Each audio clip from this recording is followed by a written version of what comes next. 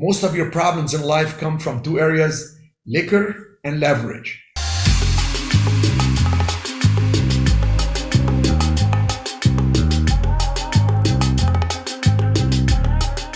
Cherif, do you see another real estate downturn similar to the 2008, 2009? And if so, how could we benefit from it? I wrote quite a few notes because this question keeps coming up. So let me divide the world of what's happening now and how it's going to affect us based on this. Well, you know it's not going to be 2008, 2009 because pre-2008, 2009, like in the period like 5 years before, banks were giving no income, no asset verification loans. They were giving 90% loans. They were giving just crazy loans. And they were mostly giving variable, what's called teaser rates. And they told people, listen, a couple of years from now, we're going to refinance, rates will come down and you're going to be okay. And that created a huge problem. That has not been the way the country does business through banking. So you have really three categories of people right now that are going to be looking at what's happening in the market. You may want to write this down because nobody breaks it that way. You have those who are on fixed debt, those who are on variable debt, and those who are over leveraged. Any way you put it, they're over leveraged. So those who are on fixed debt, whether residential or commercial, it's 5% or less. So they're already making the payments. It doesn't affect them. They're going to look at the world around them collapsing or things happening and interest rate increasing. Oh, I'm fixed. I'm good. I'm happening. You know, it's even you have some developers that have negotiated when the deal is done, it rolls, the actual interest will roll into a fixed 3.5 or 4.2. And that's it. They're grandfathered in. They already negotiated that before they actually broke ground. That's how they got the loan for the construction. So these people are not going to be affected.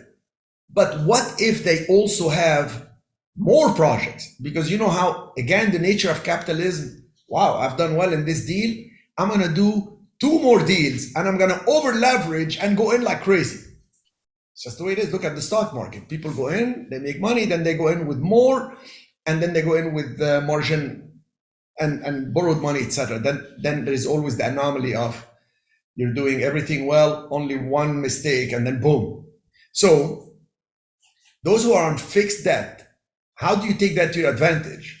You can approach them and you can offer them things like, hey, do you want to sell your property? And if the person is in trouble with another one, he's going to sell the one that's most desirable, which is the one with the fixed debt. And you can tell them, let me do a wraparound mortgage with you. That means I will make you this payment at, let's say, your interest is 4% fixed. I'll tell you what, I'm going to give you 5%, or I'm going to buy your property subject to the existing financing. I'll give you so much upfront.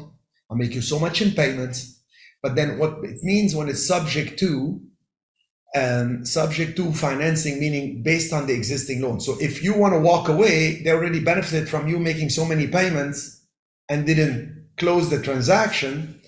They are relieved because they don't have to make payments. They can give you possession of the property, or if it's rented, they can give you the income. It just becomes an easier transaction for everybody, and it's faster to be done.